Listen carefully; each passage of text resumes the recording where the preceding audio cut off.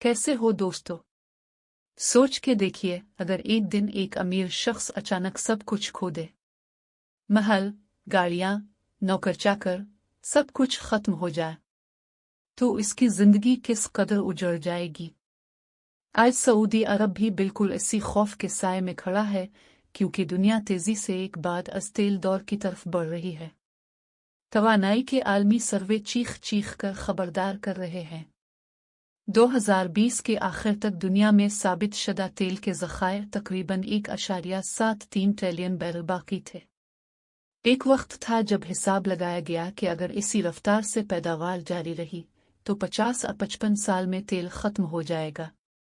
मगर यह सिर्फ एक कागजी हिसाब है कि हकीकत कहीं ज्यादा जालिम है। नई दरियाफ्तें कम हो रही हैं, कीमतें बदलती रहती हैं और खपत हर दिन बढ़ती जा रही है। सऊदी अरब, दुनिया के सबसे बड़े तेल के खजानों का मालिक, अपने कर ज़खायर का तकरीबन 17% संभाले बैठा है। मगर अलमिया यह है कि इसकी मईशत की रीढ़ की हड्डी आज भी सिर्फ तेल है।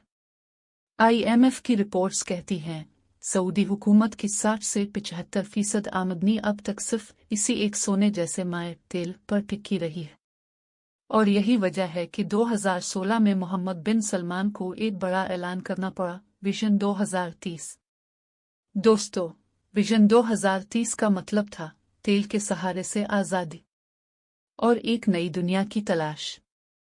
इसके अहदाफ बुलंद थे: निजी शोबे को मईशत का दिल बनाना, गैर तेल आमदनी को आसमान तक ले जाना, पब्लिक इन्वेस्टमेंट फंड को दुनिया का सबसे बड़ा खजाना बनाना और सऊदी अरब की शबी को बदल देना, एक मजहबी किले से निकलकर एक जदीद, रोशन और तरक्की पसंद मुल्क में ढाल देना।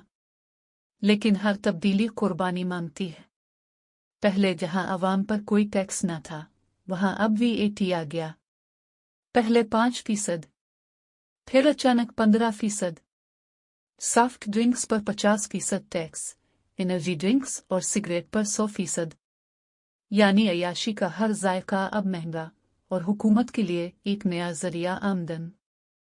सबसे बड़ी समाजी हलचल आई ख्वातीन के किरदार में। जिन्हें कभी ड्राइविंग से रोका जाता था, आज वो गाड़ियां दौड़ा रही हैं। जो कभी बगैर मुहर्रम घर से न निकलती थी, आज वो दुनिया घूम रही है। और देखते ही देखते सऊदी ख्वातीन की वर्क फोर्स में शमूलियत 30% के हदफ को तोड़कर आगे निकल गई। सियाहत में इनकलाब आया। 2030 तक 100 मिलियन विजिटर्स का ख्वाब था और सऊदी अरब ने यह ख्वाब 2023 में ही पूरा कर लिया। अब हदफ है 150 मिलियन विजिटर्स का। दुनिया भर से लोग आ रहे हैं और सऊदी अरब की पुरानी पहचान बदल रही है। मगर सबसे बड़ा ख्वाब है द लाइन, एक ऐसा शहर जिसकी लंबाई 170 किलोमीटर, जिसमें न गाड़ियां होंगी न आलूदगी, सिर्फ रोशनी, सिर्फ टेक्नोलॉजी, सिर्फ मुस्तकबिल। लेकिन हकीकत ख्वाब से मुख्तलिफ है। रिपोर्ट्स कहती हैं कि 2030 तक ये सिर्फ 2.4 किलोमीटर लंबा होगा और सिर्फ 3 लाख लोगों के लिए। ऊपर से इंसानी हुकूक के सवालात, कबाइल की बेदखली और दुनिया भर की तनकीद। दोस्तों, असल सवाल यह है, क्या सऊदी नौजवान जो बरसों से आरामदेह सरकारी नौकरियों के आदी हैं, क्या वो अब वाकई पसीना बहा सकेंगे? क्या वो कम तनख्वाहों और सख्त मेहनत के लिए तैयार होंगे?